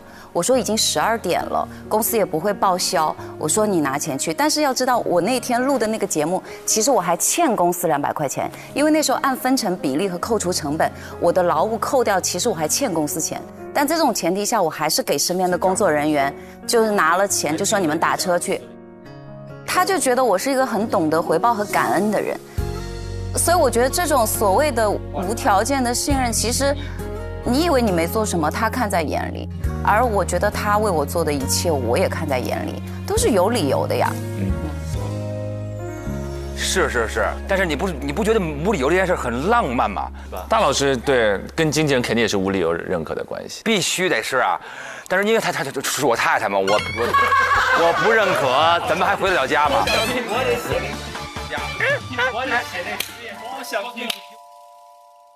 蛙哥呢？我有一个很浪漫的，他不只是一个人啊，他还是一种感受，他是很多人。很多人，对他们就是很多年。影迷嘛，对，是不是？就是支持你的，绝对的。而且他们是那种超过很长的时间，然后我到现在都还是会拿着他们的信，在你可能就是有空档的时候，或者是觉得自己对自己没信心的时候，就会阅读一下。这都是相对那个能量就充电了，才开始等就来电源那个。对，就是你会觉得这些是无条件的付出，我就觉得那一定要找一个我们相对对等的一个方式，变成一个演唱会。然后我跟他们的那个感觉像是一个约会，就是我为了这个约会，我去准备一套很好的表演。然后他们就会，然后很好的状态，穿很好的衣服来到那个现场，然后我们一起有点像是双福奔向的一个约会。大家在这个演唱会以后，大家都获得很多满，就充满能量，就回到自己生活当中。我觉得这个挺浪漫，很浪漫，对不对？然后是因为有一次在演唱会上面，我说我们这个太有意义了，我们要做到70岁。我就很无意的说，里面有一个奶奶就很认真就把这个听进去，她就站起来说啊，我很开心你愿意把这个活动能办到70岁，但是我可能没办法等到那一天，因为我可能没办法活到100岁。那到时候可能100岁，我觉得哇。太感人了，然后他说，但是他还是很高兴的，他可以看着这些记录，或者是你做过的事情，这些所有的影像，一直陪着他到70岁的。哦，我觉得这件事真的挺美。就是歌手演员呀，一直感觉就是影迷歌迷陪着你这一路，然后感觉你的歌在疗愈他们，其实。你能往下走，是他们在支持着你，你还感觉能一直这么坚定的走下去，挺好的。小何同学，第一印象还是我妈啦。当时就是报名参加 offer 嘛，就是因为跟我原本的这个规划其实不太一样啊，稍微有一点点好像你在偏离了那个轨道，所以呢，当时我觉得就是应该跟父母讲，但是呢，我还是优先选择了跟我妈讲。然后我妈就说，我知道了，你去参加，但你先别跟你爸讲。哦，对。然后后来我爸看节目播出效果好，他就说，我当时就非常支持他。马后炮，对，可以。提到妈妈，我想起来 Mandy， 我之前好像看到，是不是您当年离开过 TVB 的时候有纠结过一段时间？当时也是妈妈支持了。对，因为我出道都在同一个公司嘛，就好像在一个温室长大的。然后在 TVB 里面，最大的目的就是拿到那个最佳女主角，但是我一个晚上拿了2个，那你就已经完成了。所以之后我就完全没有目标了。我天，这凡尔赛的，哇塞！没有，是很幸运，所以我就可能想出去闯一闯，但是也想了2年，也不是马上的。后来我妈看到我很纠结，然后她说：“你想什么？想那么久。”我说：“我害怕。”说：“害怕什么？那么年轻，那就出去闯一闯啊，看一下世界有多大，你就当去玩呗。”因为毕竟我要照顾她的嘛。但是我心里面就想如果我以后赚不到钱，那我怎么照顾他呢？所以这个是我最大的考虑。然后他这么，既然说那么爽快，我心里面说你说的。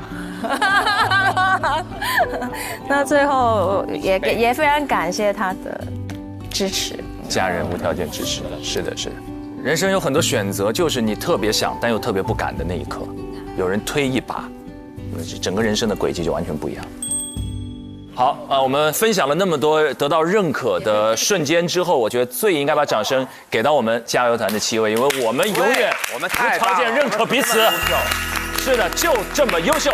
恭喜加油团这次又推理成功。接下来让我们一起进入到益达职场自在时刻，点亮本季的第6个自在值，纯叶。来，天哪，这个盛装出席就等这一刻，真的。3、2、1，还差1展嘛，对不对？差一展了，感谢纯叶，我们太棒了。还有1个课题，大概有2次猜的机会。对。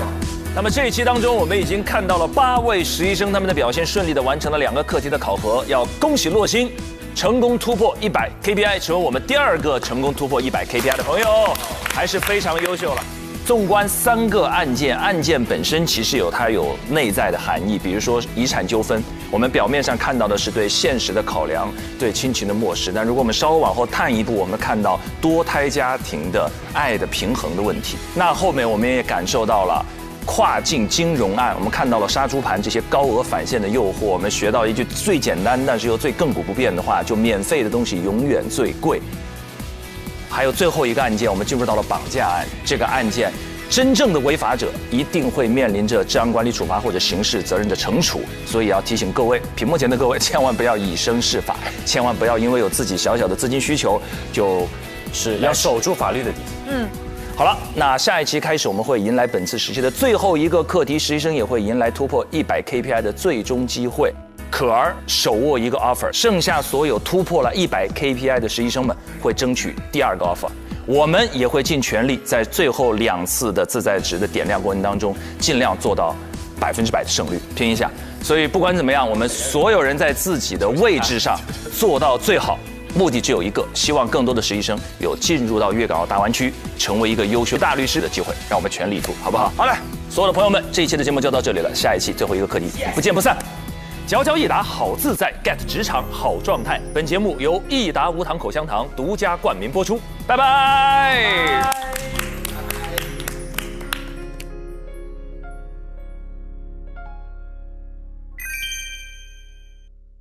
安律师您好，我是王文翰。听说你有一个昵称叫自在不焦虑，已经有人 KPI 到100了，所以我有些焦虑，想请问你有一些小妙招吗？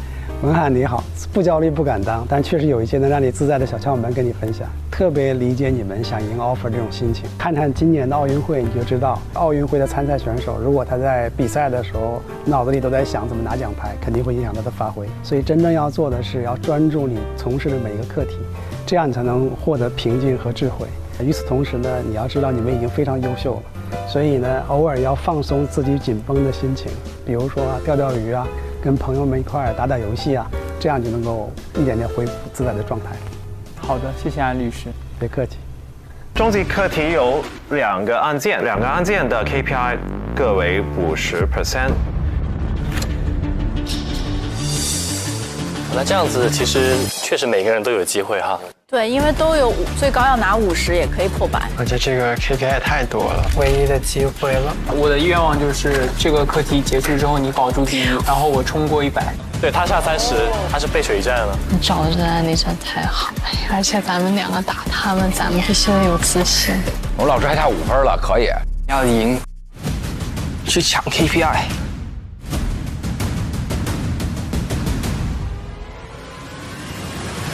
我们在做准备的时候都很替你们的被告人感到担心，但是我知道我的被告是无罪的。我们觉得想不到任何的理由，他可以是无罪。对，那你就得多想想了。准备好迎接我们的疾风暴雨了吗？关键期放。您是每次都陪同着高级技术员一起看他讲解了哪些内容吗？我不陪同。那您为什么如此确信他会讲清楚这些所有的东西呢？我问到了，无话可说。因为您觉得只要是有上级的签名，这份报告出现任何的后果和风险，您都是不需要去承担的，是吗？我问你，现在李峰有没有负责？李峰是不是刚才在坐在这边？我是坐在那边。攻击性这么强，他感觉快被骂哭了。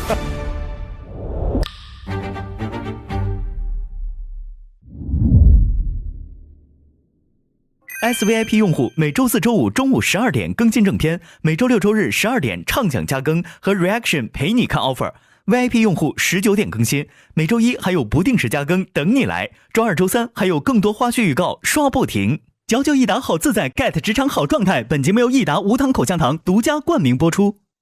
自信每一面，带感赢 offer。本节目由百度帮阿达帕林凝胶赞助播出。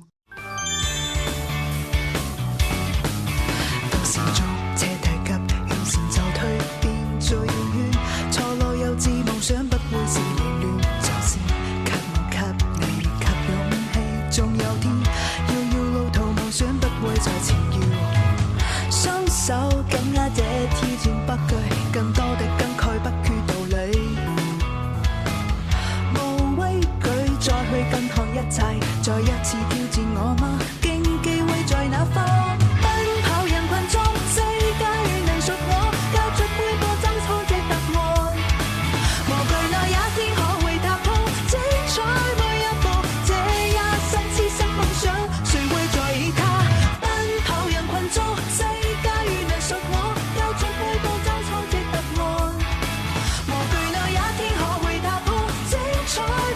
上微博参与令人心动的 offer 议题辩论，畅所欲言你的观点。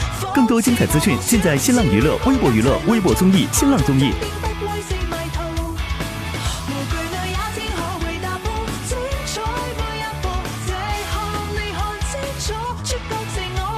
感谢丽丽城传媒对本节目的大力支持。